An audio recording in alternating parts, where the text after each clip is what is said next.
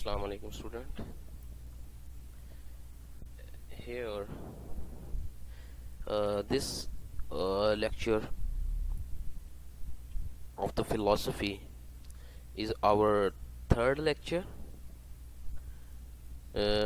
We are going to discuss the Socratic philosophies in this lecture. If you remember the last lecture, that was about the pre-Socratic philosophies. So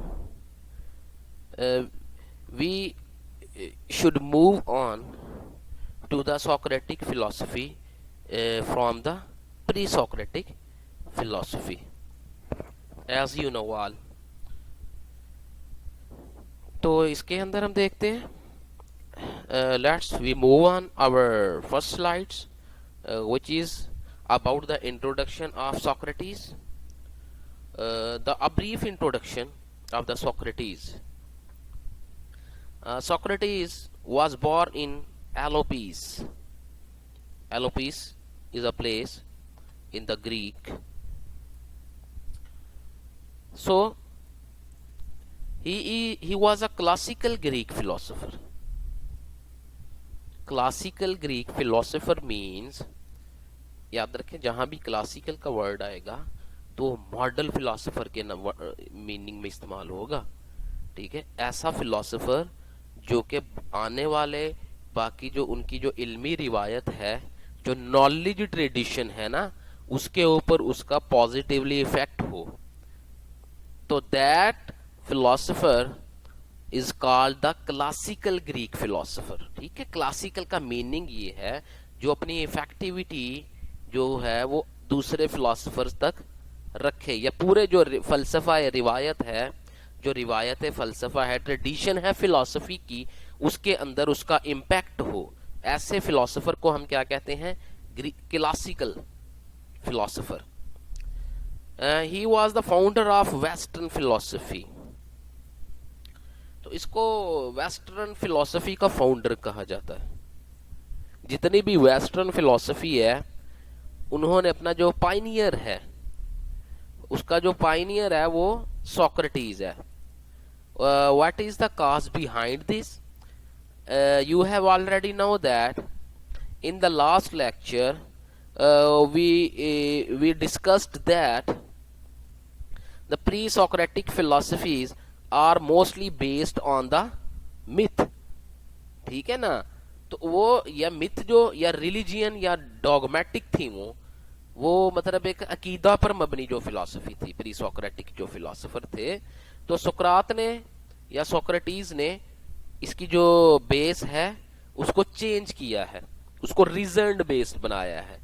ठीक है, इसीलिए वो western philosophy का founder कहा जाता है उसको. इसको आप इसके इंट्रोडक्शन को आप लोग देखेंगे मोस्टली. ठीक है, मैंने इसके यहाँ पे आपको हमारा जो पर्पस है वो मोस्ट ऑफ द आइडियाज जो है ना किसी भी फिलोसफर्स के, वो हमने यहाँ पे मिनिमम टाइम में मैक्सिमम हमने चीज़ों को लर्न करना है. तो इंट्रोडक्शन आप लोग उसका अच्छे तरीके से देखेंगे, हर जो इसका जो फिलोसफर है उसका. So he was a philosopher of western ethical tradition of thought.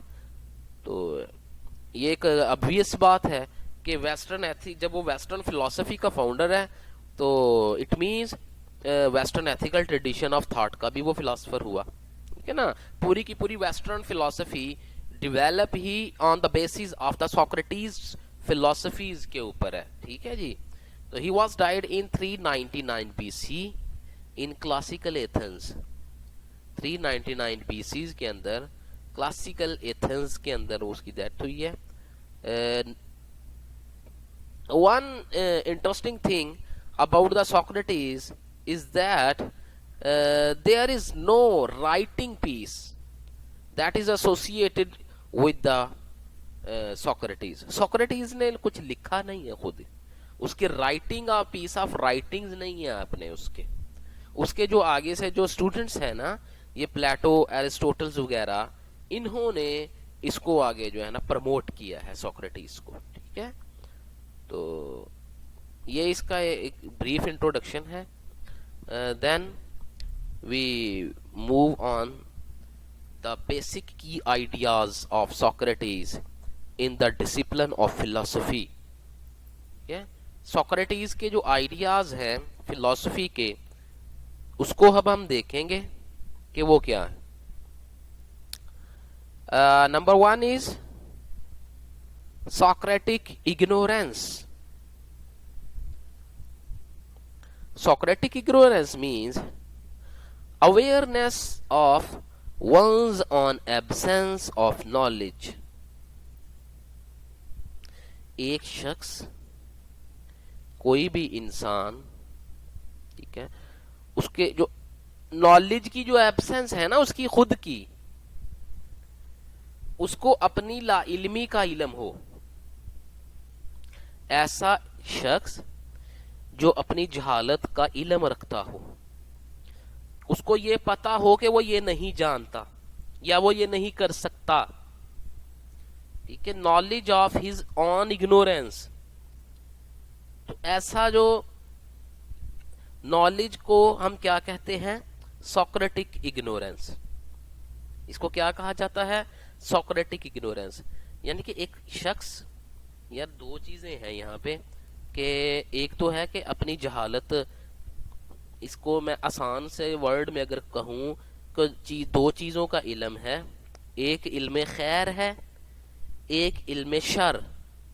ठीक है, नॉलेज ऑफ इवल और नॉलेज ऑफ गुड.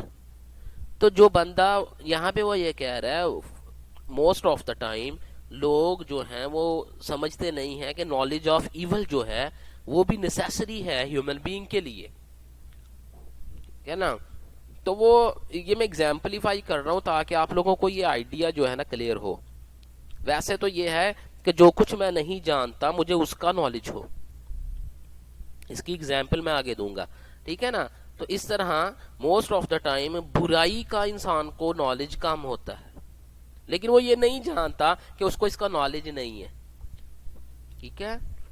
हाँ, जो बंदा बुराई का इल्म रखता है, अपने मतलब है क्या, इल्म शर जो है ना उसका भी इल्म है उसके पास, लेकिन वो करता नहीं है ऐसा. वो शर को फैलाता नहीं है, वो इसको क्या कहते हैं, रॉन्ग डूइंग्स को कमिट नहीं करता. वो क्यों? उसको उसका नॉलेज है. नॉलेज होने की वजह से वो रॉन्ग डूइंग्स नहीं करता. ठीक है, लेकिन उसको नॉलेज है. इसको वो कह रहे हैं एब्सेंस ऑफ नॉलेज, कि पता तो है उसके लेकिन वो करता नहीं है, उसके से अवेयर है वो. इसको सोक्रेटिक इग्नोरेंस कहते हैं. किसी भी शख्स का अपनी जहालत के हवाले से इल्म रखना, कि जो कुछ वो नहीं जानता उसको वो पता है कि वो नहीं जानता. सो he does not claim that he knows nothing. हाँ, ये देखें, इधर वो ये कह रहा है कि उसका यहाँ पे दावा ये नहीं है कि वो कुछ भी नहीं जानता. knows nothing का क्लेम नहीं कर रहा यहाँ पे Socrates, but aware of his ignorance. वो अपनी लाइल्मी का, वो अपनी लाइल्मी की आगाही की बात कर रहा है कि मुझे पता है मुझे इल्म नहीं है, मुझे पता है मैं इस चीज के हवाले से जाहिल हूं. ठीक है, तो ये और चीज है और नथिंग जो है वो और चीज है. तो इसको मिक्स नहीं करना. वो नथिंगनेस का क्लेम नहीं कर रहा, वो इग्नोरेंस का क्लेम कर रहा है. And that whatever it is, वो जो कुछ भी होता है, that he does now is worthless. ठीक है, वो कह रहा है कि he does not claim that he knows nothing. उसका क्लेम ये नहीं है कि वो कुछ भी नहीं जानता, but aware of his ignorance. बल्कि वो उसका क्लेम क्या है कि वो अपनी इग्नोरेंस के हवाले से अवेयर हुआ है. And that whatever it is, और ये जो कुछ भी है, वो जो कुछ भी है, यानी कि इग्नोरेंस की बात कर रहा है. वो जो कुछ भी होता है, दैट ही डज नो, जो वो जानता है, इज वर्थलेस, उसकी कोई कीमत नहीं होती. मिसाल के तौर पे, when your English teacher asks to you that students write on your own essay, आप एक ऐसे लिखते हैं अपना, अब वो ऐसे लिखने के बाद आपको कहता है कि इवैल्यूएट योर ऑन ऐसे, अपने अपने मजमून को इवैल्यूएट करें, उसमें से अपनी गलतियां निकालें। आप देखेंगे कि आपकी अपनी गलतियों के ऊपर नजर जाएगी, ठीक है, आप उसको इवैल्यूएट कर सकते हैं। तो ये इवैल्यूएशन का जो एक आपके अंदर एक वो थी सलाहियत जो थी, तो आपने ये उस वक्त क्यों नहीं यूज की जब आप इसको ऐसे को जनरेट कर रहे थे? गलती का इम्कान क्यों उसमें रखा? आप अगर इवैल्यूएट कर सकने की सलाहियत रखते हैं तो आप उसको उस तरह से लिखने की सलाहियत क्यों ना रख सके कि आपकी गलतियां आई जिसकी वजह से, ठीक है ना। इसका मतलब ये है कि इंसान कुछ इजाफी जो नॉलेज तो रखता है, लेकिन वो इग्नोरेंस है उसकी, वो उसको अप्लाई नहीं कर सकता, ये कहने का मतलब है। और वो वर्थलेस है। वो नॉलेज जिसके जरिए हम अपने ऐसे को इवैल्यूएट करेंगे, वो इवैल्यूएट हमारी इवैल्यूएशन का जो नॉलेज है वो हमारी राइटिंग प्रोसेस के अंदर वर्थलेस है भाई। वो हम उसे इवैल्यूएट तो कर सकते हैं, हम राइटिंग के अंदर हम उसको यूज नहीं कर सकते। तो ये मेरे ख्याल से एक सूटेबल एग्जांपल है फॉर योर के ये इग्नोरेंस को अंडरस्टैंड करवाएगी आपको, ठीक है ना। इवैल्यूएशन, नॉलेज ऑफ इवैल्यूएशन जो है can not be applicable into the writing process so that you make some faults and mistake into your own essay, ठीक है। इसलिए आप अपने ऐसे के अंदर क्या करेंगे, उसको मिस्टेक्स बनाएंगे ताकि वो आपकी बाद में इवैल्यूएशन हो सके। Then move on, he can both hold particular views about justice। ये देखें उसने एग्जाम्पल वही दे दी है जो मैंने आपको अभी ऐसे की एग्जाम्पल दी है। वो कहता है he can both hold particular views, वो दोनों के जो है ना व्यूज को होल्ड कर सकता है अबाउट जस्टिस। जस्टिस के मुतालिक दो व्यूज वो रखेगा, क्या, while maintaining that he does not know the complete nature of justice। एक बंदा इंसाफ करता है, ठीक है, वो इसको इंसाफ कर रहा है, एक बंदा उसको मेंटेन किया हुआ है उसने जस्टिस को, लेकिन वो कंप्लीट नेचर ऑफ जस्टिस से वाकिफ नहीं है। जब हम उसको कहते हैं कि अदल जो है वो हकीकत में क्या है, तो he can not explain to you what is the actual और a complete nature of justice, लेकिन वो कर रहा होता है। ये समझ रहे हैं ना आपके इग्नोरेंस यहाँ पे सोक्रेटिस किसको कह रहा है, इसको कंसीडर कीजिएगा, इसको जरा जो है ना अंडरमाइन कीजिएगा इस पॉइंट को कि एक है कंप्लीट नेचर ऑफ जस्टिस और एक है जस्टिस, डूइंग ऑफ जस्टिस। एक बंदा अदल कर रहा है लेकिन वो कंप्लीट नेचर ऑफ जो जस्टिस है उससे वो अनअवेयर है, वो नहीं जानता, और वो उसको पता है कि वो नहीं जानता, ठीक है। वो इस चीज का उसको नॉलेज है कि वो कंप्लीट नेचर ऑफ जस्टिस को जानता नहीं है, ये भी उसको मालूम है। ये उसकी इग्नोरेंस है। ये इग्नोरेंस एक कॉमन वे में इग्नोरेंस, कॉमन मीनिंग में इग्नोरेंस नहीं है, इग्नोरेंस इसके स्पेसिफिक मीनिंग है सोक्रेटिस के नजदीक। तो कॉमन वे में इग्नोरेंस का मतलब वो नहीं है जो सोक्रेटिस के यहाँ इग्नोरेंस का मतलब है।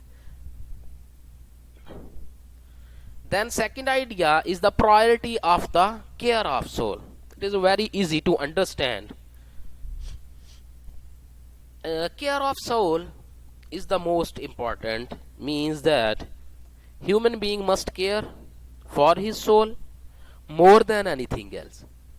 यानी कि केयर ऑफ सोल का मतलब ये है कि इंसानी वजूद को या इंसान को जो अपनी सोल है उसकी हर चीज से बढ़कर जो है ना उसको अपनी सोल की जो है ना अहमियत देनी चाहिए।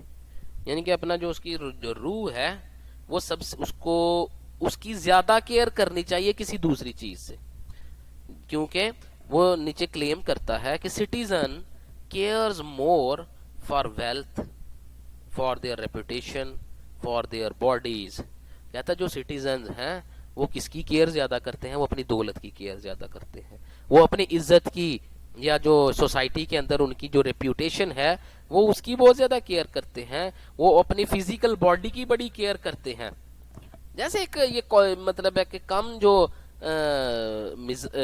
लो टेम्परेट जो मैन है वो केयर करता है जी मेरे बाल अच्छे हो जाएं, मेरा जो कलर है ना वो उसमें वो वाइट हो, मेरे कपड़े अच्छे हो जाएं, मेरे पास मेरी जो दौलत है वो मेरी ठीक हो जाए, ठीक है। तो वो कहता है कि they do not, but they neglect their soul. लेकिन वो क्या करता है, वो अपनी सोल को नजरअंदाज करता है, उसकी केयर नहीं करता, ठीक है ना। तो इससे ये एक उसके नजदीक जो है ना प्रायोरिटी वो सोल को दी जानी चाहिए, क्योंकि जो वो क्लेम करता है सोक्रेटिस, वो कहता है wealth can not be the source of excellence और विर्च्यू। जो वेल्थ है, जो दौलत है, वो एक्सीलेंस और यानी कि जो नेकी और खैर का जरिया नहीं हो सकती कभी भी। दौलत से के जरिए आपको एक्सीलेंस नहीं प्रोवाइड हो सकती, आपको खैर जो है ना, या जो जो गुड है वो नहीं मिल सकती आपको। विर्चू जो है ना, नेकी, यानी कि विर्चू, इस विर्चू का जो एक्चुअल मीनिंग है ना उर्दू में वो खैर ही है, ठीक है। तो जैसे शर के मुकाबले में खैर, ठीक है ना, शर और खैर, कह रहे अच्छाई जो है ना, या जो एक्सीलेंस है, वेल्थ उसका सोर्स नहीं हो सकता कभी भी, but विर्चू makes wealth and every good thing. लेकिन अगर आपके पास अच्छाई है, आपके पास एक्सीलेंस है, तो उसके जरिए आप दौलत भी हासिल कर सकते हैं, अपनी दौलत को भी बना सकते हैं, और हर अच्छी चीज को आप गेन कर सकते हैं, ठीक है। इसलिए वो कह रहा है कि सोल जो है ना वो प्रायर है then any other thing in the world. तो इसलिए उसके यहाँ जो है ना priority of care of soul जो है ना वो एक कॉन्सेप्ट पाया जाता है सोक्रेटिस के यहाँ। Then the third concept of the Socrates or the philosophies, concepts or philosophies or key ideas, these are all the synonymous words, ठीक है, you can be used single one in place of any other। तो ये जो है ना वो एक ही words हैं। तो उसका जो थर्ड जो है कॉन्सेप्ट और थर्ड जो फिलॉसफी है, द अनएग्जामिन्ड लाइफ। सोक्रेटिस के हाँ अनएग्जामिन्ड लाइफ, ये अनएग्जामिन्ड लाइफ का मतलब क्या है? मैंने पहले जो हम बात कर रहे हैं इग्नोरेंस के अंदर, ये उससे मिलता जुलता है कॉन्सेप्ट है। वो कहता है अनइवैल्यूएटेड लाइफ इज वर्थलेस। देख ले यहाँ पे, ये अनइवैल्यूएटेड लाइफ इज वर्थलेस। क्यों? वो कहता है कि ऐसी लाइफ जो अनइवैल्यूएटेड हो, जिसको आप जो है वो जांच पड़ताल ना कर सके कि इसमें क्योंकि इवैल्यूएशन में, इवैल्यूएशन का जो प्रोसेस है उसके अंदर हम क्या करते हैं, उसके अंदर गुड और बैड जो है वो चीजें वो सामने लेके आते हैं ना। इवैल्यूएशन के प्रोसेस का जो रिजल्ट है वो गुड और बैड की सूरत में सामने आता है कि इस चीज के अंदर मैंने ये चीजें जो थी ये गुड की हैं और ये चीजें जो थी ये बैड की हैं, ठीक है। ये मेरी बैड कॉमिट्स हैं और ये मेरी गुड कॉमिट्स हैं। तो इवैल्यूएशन का जो प्रोसेस है उसकी जो एंडिंग है वो गुड और बैड के ऊपर होती है। तो इसलिए वो कह रहा है कि ऐसी जिंदगी जिसको इवैल्यूएट ना किया गया हो, या जो इवैल्यूएशन के प्रोसेस से गो थ्रू ना हो, तो वो वर्थलेस हो जाती है, उसकी कीमत कोई नहीं होती, ठीक है ना। वो मतलब है कि उसका कोई पुरसाने हाल ही कोई नहीं है, ऐसी जिंदगी को वो मानता ही नहीं है। वो कहता है एन अनइवैल्यूएटेड लाइफ इज वर्थलेस। अच्छा, ये अनइवैल्यूएटेड लाइफ जो है, इवैल्यूएटेड लाइफ को वो ना आगे डिफाइन कर देता है अपनी, to reflect upon what we believe. अच्छा, इवैल्यूएशन कैसे करनी है, ये इवैल्यूएशन को बता रहा है कि इवैल्यूएशन का मतलब क्या है, या एग्जामिन्ड या एग्जामिनेशन का मतलब क्या है सोक्रेटिस के यहाँ। To reflect upon what we believe, यानी कि ऐसी लाइफ जो है, एग्जामिन्ड जो लाइफ है वो क्या करती है, वो रिफ्लेक्ट करती है जिस चीज को पर हम बिलीव करते हैं, जिसका हमारा अकीदा है, वो हमारे जो है ना यकीन को क्या करती है, रिफ्लेक्ट करती है। यानी कि मैं अपने अकीदे को, अपने यकीन को बता सकूं, दिखा सकूं, अपने यकीन को दिखाना, उसको बताना, ठीक है। Account for what we know and do not know, और मैं इस चीज को भी बता सकूं कि मैं क्या कुछ जानता हूं और मैं क्या कुछ नहीं जानता।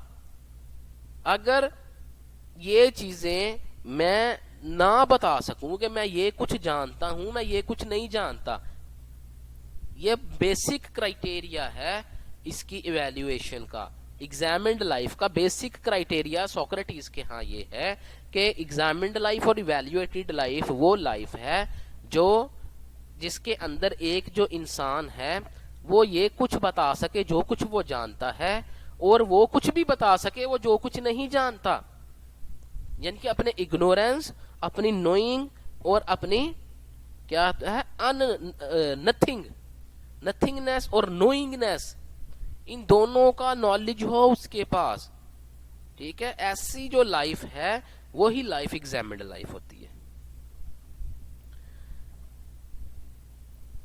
Then move on to the fourth concept of, to the fourth philosophy of the Socrates is the unity of virtue.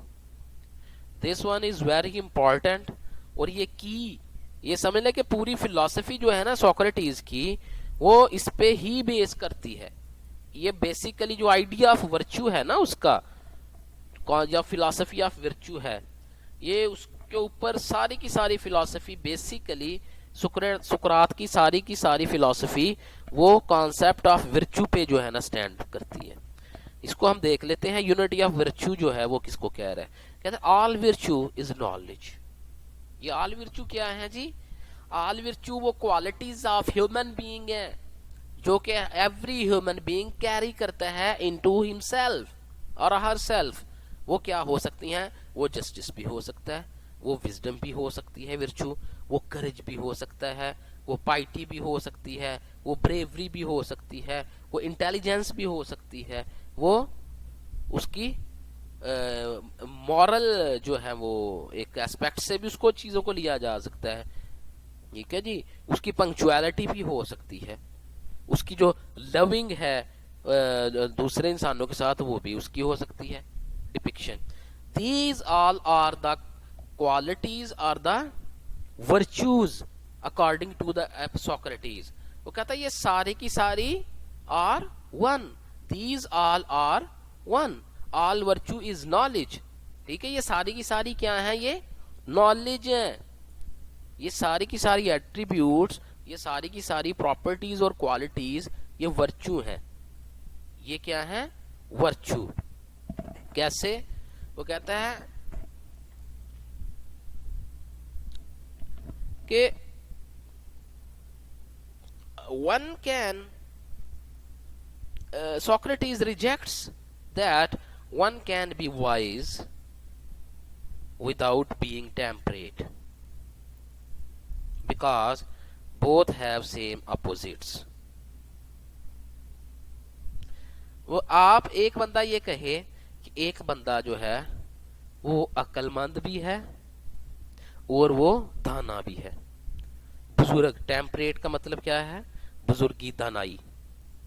हमारे यहाँ जो बुजुर्गी का सिंबल है ना वो उम्र के हवाले से नहीं है, ये बात जहन में रखें। बुजुर्गी का जो वर्ड है वो दानाई और उसकी अक्लमंदी के हवाले से है। वो कहता है एक वाइज होना और टेम्परेट होना ये दोनों सेम अपोजिट्स हैं। ये पॉसिबल ही नहीं है कि जहां पे एक हो वहां पे दूसरा नहीं हो सकता। ठीक है, दोनों का होना जरूरी है। वाइजनेस विदाउट टेम्परेट नहीं हो सकती, या टेम्परेट होना वो वाइजनेस के बगैर जो है वो मुमकिन नहीं है। कहने का यहां पे मतलब ये है, ये समझ रहे हैं ना आप लोग कि वो कैसे वो ऑल वर्च्यू इज नॉलेज को यहाँ पे अब एक्सप्लोर कर रहा है एग्जाम्पलीफाई करके। सोक्रेटिस इस बात को रिजेक्ट करता है कि वाइज के बगैर टेम्परेट नहीं हुआ जा सकता, क्योंकि दोनों ऑपोजिट्स हैं एक दूसरे के, सेम ऑपोजिट्स हैं दोनों। virtue is beneficial for human being but can also harm them if they are not accompanied by knowledge or wisdom। कहते हैं वर्च्यू जो है, जैसे कि वर्च्यू, वो कहता है कि वर्च्यू जो है, वर्च्यू जो है वो is a form of knowledge है। ऊपर उसने बात की है कि virtue is a form of knowledge, वो कहता है जितनी भी, जिस तरह के मिसाल के तौर पर things like beauty, strength, health, these are the qualities, ये बेनिफिशियल हो सकती हैं ह्यूमन बीइंग के लिए, लेकिन नुकसान भी दे सकती हैं उनको। कब कब but can also harm them, उनको नुकसान भी पहुंचा सकती हैं if they are not accompanied by knowledge और विजडम। कहता है जब ये वाली जो क्वालिटीज हैं ये किसके साथ मुंसलिक ना हो, नॉलेज और विजडम के साथ। यानी कि एक बंदा स्ट्रेंथ तो रखता है लेकिन नॉलेज ऑफ स्ट्रेंथ उसके पास नहीं है, तो ये नुकसान पहुंचा सकती है। एक बंदा जो है ना गुड डूइंग तो कर रहा है लेकिन नॉलेज ऑफ गुड डूइंग उसके पास नहीं है, तो वो उसके लिए हार्मफुल हो सकता है।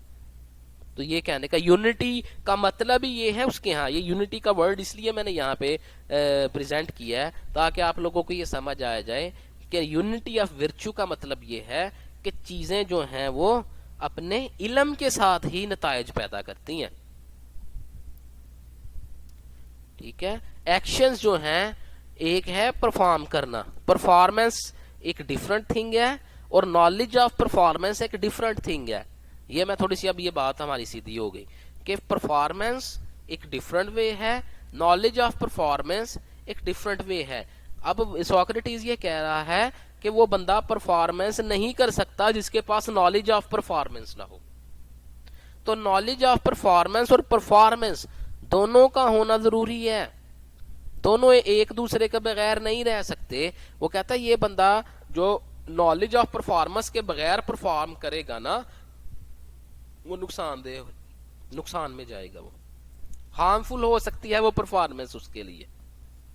या एक बंदे को परफॉर्मेंस ही नहीं जानता, वो सिर्फ नॉलेज ऑफ परफॉर्मेंस रखता है, तो उसके लिए भी वो भी नुकसान में जा सकता है, उसके लिए भी हार्मफुल हो सकती है। Number 5 is no one errors knowingly or willingly. No one makes mistakes knowingly. ये देख लें, वो कहता है एक बंदा एक चीज का इल्म रखता है, ये मुमकिन ही नहीं है वो गलती कर सके उसको करने में। एक ही इंसान के पास एक काम करने का नॉलेज है तो पॉसिबल नहीं है भाई कि उसके पास नॉलेज होते हुए वो वहां पे रॉन्ग्स कमिट्स करे, वो एरर्स कमिट्स करे। इस नोइंग और इस नॉलेज को क्या कहते हैं टर्म के अंदर, सोक्रेटिक इंटेलेक्चुअलिज्म।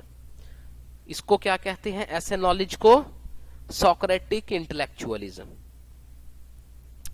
वो कहता है कि एक शख्स एक चीज को जानता है, वो हो ही नहीं सकता कि उसके हवाले से वो गलत करे। तो wrong doing is due to the ignorance about what is right. यानी कि एक बंदा, when a person does what is wrong, एक शख्स कुछ ऐसा करता है जो कि बुरा है, ठीक है, their failure to do what is right,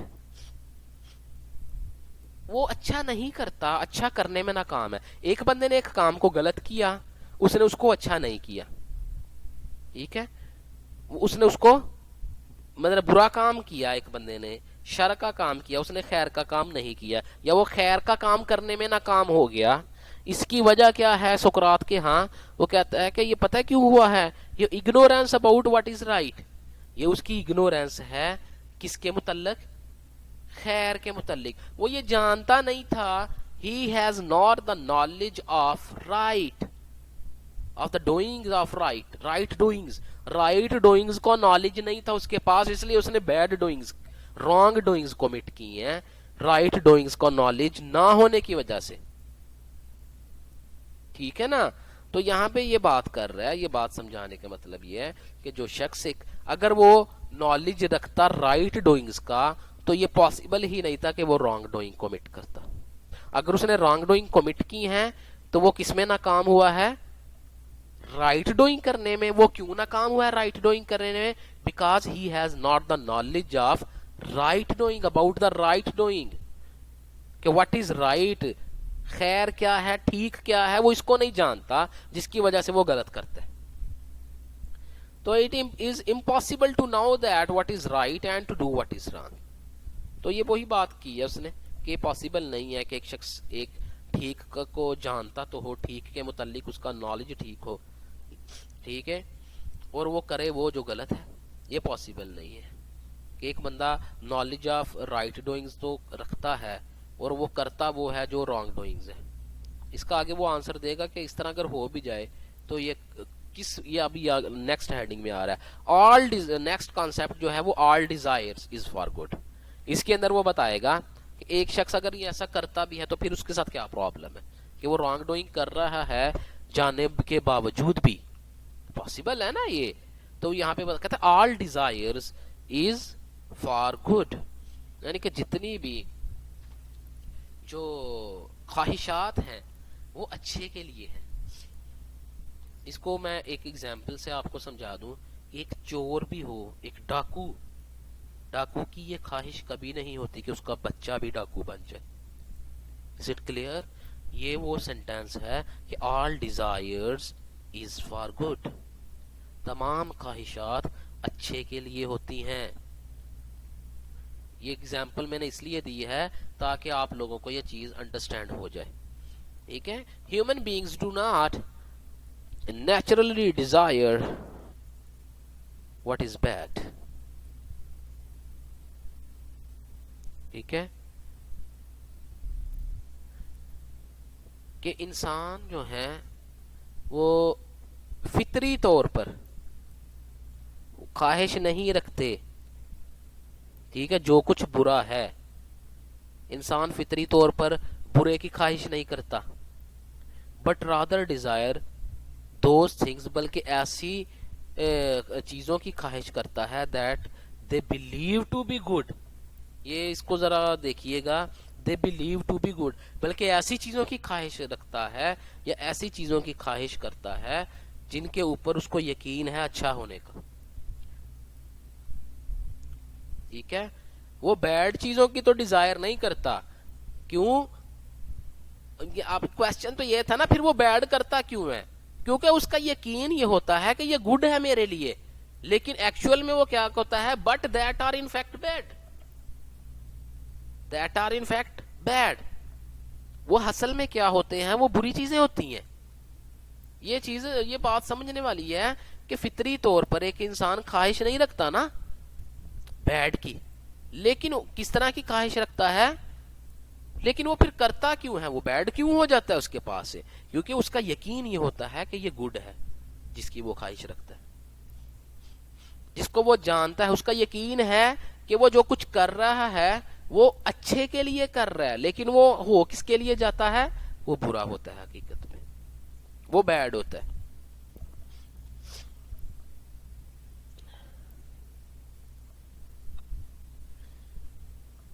अच्छा, इसकी प्रॉब्लम, इसकी कॉज क्या है? Lack of knowledge of what is actually good. It is due to the lack of knowledge of what is actually good. हकीकत में जो अच्छा है ना, कि वाकई जो खैर है, ये उसके नॉलेज की कमी की वजह से इस तरह होता है, क्योंकि वो अच्छाई को नहीं जानता अच्छे तरीके से। नॉलेज ऑफ गुड और नॉलेज ऑफ बैड उसके पास एक्चुअली वे में नहीं होते, जिसकी वजह से वो ये एक इबहाम का शिकार हो जाता है कि वो कर रहा तो अपने, वो ख्वाहिश तो अच्छे की रखता है, लेकिन उसके पास से बुरी चीज हो जाती है, ठीक है। वो इस वजह से होती है कि उसका ये मानना होता है कि जो कुछ वो कर रहा है वो अच्छा कर रहा है, ठीक है। ये बड़ी एक अहम बात है और सुकरात का बेसिकली ये फलसफा है। Then the last one is the most important one, dialectical method. This is also an important concept of the Socrates. अब सुकरात जो है यहाँ भी डायलैक्टिकल मेथड बहुत इंपॉर्टेंट है सुकरात का, तो इसको समझना चाहिए। तो डायलैक्टिकल जो टर्म है, it derives from the dialegesthai. Dialegesthai means to enter into a conversation, ठीक है, कि कन्वर्सेशन के अंदर, डायलॉग के अंदर जाना। डायलैक्टिकल मीन डायलॉग में, कन्वर्सेशन के अंदर दाखिल होना। The modern meaning of the dialectic mean is the art of argumentation. Art of argumentation, not argumentation. जब आप कन्वर्सेशन कर रहे होते हैं, देखें हमारे यहाँ एक चीज की बात कही जाती है कि जी एडवाइस लेनी चाहिए लोगों से, लोगों के सामने अपनी प्रॉब्लम्स को प्रेजेंट करना चाहिए ताकि अच्छे अच्छे जो हैं वो एडवाइसेस आ सकें, क्योंकि हर बंदा एक तरीके से चीज़ों को नहीं सोचता, डिफरेंट एंगल्स सामने आ जाते हैं इश्यूज के या प्रॉब्लम्स के, तो सॉल्व आउट करने में उसको जो है ना वो इजीनेस हो जाती है। ठीक है, उसके अंदर सोल्यूशन, उसके सोल्यूशन में हमें क्या हो जाती है, रिलैक्सेशन मिल जाती है उसके डिफरेंट एंगल्स डिस्कस होने के। जब हम प्रॉब्लम अपनी ज्यादा लोगों के सामने पेश करते हैं डिस्कशन के लिए, तो उसमें हमें क्या उसकी फादियत नजर आती है, हमें उसकी यूटिलिटी ये नजर आती है कि हमारे पास अपनी प्रॉब्लम को सॉल्व आउट करने के लिए डिफरेंट एंगल्स प्रोवाइड हो जाते हैं। ठीक है, क्यों आप कहते हैं जी डिफरेंट वे है जी हर बंदे का सोचने का और बात करने का। मेरी बात सुने, वो आर्ट ऑफ आर्ग्यूमेंटेशन होता है, वो आर्ग्यूमेंटेशन नहीं होता। आर्ट ऑफ आर्ग्यूमेंटेशन और आर्ग्यूमेंटेशन में डिफरेंस है। आर्ट ऑफ आर्ग्यूमेंटेशन का मतलब ये है कि a way, explaining way of one's own self. Every person has its own way of explanation. अब उसका जो वे ऑफ एक्सप्लेनेशन है ना, चीज को बताने का, वो असल में उसकी आर्ट है कि कोई बंदा किसी भी चीज को किस तरह से, किस वे में एक्सप्लेन करता है, उसके हवाले से किस वे में आर्ग्यूमेंट करता है। आर्ट ऑफ आर्ग्यूमेंटेशन का मतलब है कि आर्ग्यूमेंट नहीं, बेसिक उसका, उसकी आर्ट जो है, उसका वे जो है वो इंपॉर्टेंट है, आर्ग्यूमेंट इंपॉर्टेंट नहीं है। ये समझ रहे हैं ना आप बात, कि आर्ट ऑफ आर्ग्यूमेंटेशन का मतलब ये है कि वे ऑफ आर्ग्यूमेंटेशन। तो आर्ग्यूमेंटेशन से ज्यादा अहम क्या हो गया, वे ऑफ आर्ग्यूमेंटेशन। ठीक है, डायलैक्टिकल का मीनिंग क्या है कि वे ऑफ आर्ग्यूमेंटेशन, जिसका स्ट्रांग होगा वो अपनी बात के हवाले से कन्विंस कर लेगा कन्वर्सेशन के अंदर, डिस्कशन के अंदर। तो जी dialectical method is based on the dialogue. Dialogue किसमें हो सकता है, बिटवीन टू और मोर पीपल, दो लोगों में भी डायलॉग हो सकता है, दो से ज्यादा लोगों में भी डायलॉग हो सकता है। ठीक है, और डायलॉग होता क्यों है, इसका पर्पस क्या है, डिफरिंग इन व्यूज। इसकी काज ये है कि जो दो लोगों के दरमियान हो रहा है डायलॉग, वो डिफर करते हैं अपने व्यूज में, इसलिए डायलॉग हो रहा है। भाई डायलॉग होता ही वहां पे है जहां पॉइंट ऑफ डिफरेंस आए। ठीक है, वन आर टू पर्सन और two subjects are different in their points of view, so they come to contact with each other into a dialogue.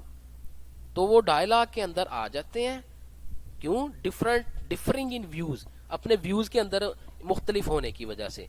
But wish to pursue, लेकिन उनकी wish क्या होती है, परसू the truth, किसको, सच्चाई की तलाश, by seeking agreement with one another. जिस चीज पे दोनों का अग्रीमेंट होता जाएगा वो उनके लिए क्या करती जाएगी, ट्रुथ बनती जाएगी। उनकी ख्वाहिश क्या होती है डायलॉग में, मेरी बात सुन लें, ये बिल्कुल हमारे यहाँ जो यहाँ पे एक मजहबी फील्ड के अंदर पुराना अब तो स्टाइल हो गया हुआ, एक मुनाजरे का लफ्ज बोला जाता था। मुनाजरा जो है वो डायलॉग नहीं है, वो कॉन्फ्लिक्ट है। वहां पे एक बंदा दूसरे के जो है वो निगेट करने की कोशिश कर रहा होता है, उसको नीचा दिखाने की कोशिश कर रहा होता है। डायलॉग के अंदर परसुएशन क्या होती है कि अग्रीमेंट किया जाए एक दूसरे के साथ ताकि सच्चाई हमारे सामने आ जाए। ठीक है ना, यहाँ पे डायलॉग करने वाले जो लोग हैं या डायलॉग करने वाले जो पार्टिसिपेंट्स हैं, उनकी ख्वाहिश क्या होती है कि एक दूसरे के साथ अग्रीमेंट किया जाए, ठीक है, ट्रुथ को परसू करने के लिए। According to Socrates knowledge was inborn. ये देखें, ये एक बड़ी अहम चीज है, आखिरी जो उसका जुमला है, लास्ट जो उसकी सेंटेंस है, अकॉर्डिंग टू द सोक्रेटिस, सुकरात के नजदीक नॉलेज वाज इन बॉर्न इनेट। जो इंसान है वो सारे का सारा नॉलेज लेके पैदा हुआ है। बेसिक फिलॉसफी ये है नॉलेज की सुकरात के यहाँ, कि जो नॉलेज है वो इनबॉर्न है, वो इनेट है, and could be brought out by means of skilful questioning. और इसको किसके जरिए बंदा बाहर निकाल सकता है, किसके जरिए बंदा इसको सामने लेके आ सकता है, सारा इनबॉर्न नॉलेज को, थ्रू क्वेश्चनिंग के, स्किलफुल क्वेश्चनिंग के। स्किलफुल क्वेश्चनिंग का मतलब क्या है, through dialogue, through dialectical method. ठीक है जी। सुकरात के यहाँ ये बहुत ज्यादा इंपॉर्टेंट है क्वेश्चनिंग करना। सुकरात क्या कहता है? सुकरात, Socrates guided the instruction by using leading question. वो इंस्ट्रक्शन करता था लीडिंग क्वेश्चंस को यूज करते हुए। ठीक है, लीडिंग क्वेश्चंस को यूज करता था और उसके जरिए लोग अपने जो स्टूडेंट्स हैं उनको इंस्ट्रक्शन दिया करता था वो। ठीक है, कि वो सोचे चीजों पे और वहां से क्वेश्चन को ड्रॉ आउट करे। यही वो यहाँ पे कह रहा है कि नॉलेज तो है इनेट इंसान के अंदर, अब जब इनेट है तो वो कैसे एक्सप्लोर होगी? वो थ्रू क्वेश्चनिंग होगी, वो थ्रू डायलैक्टिकल मेथड होगी, वो थ्रू डायलॉग होगी। तो that is all from my side. If you have any query तो you can touch me on my WhatsApp. Thank you.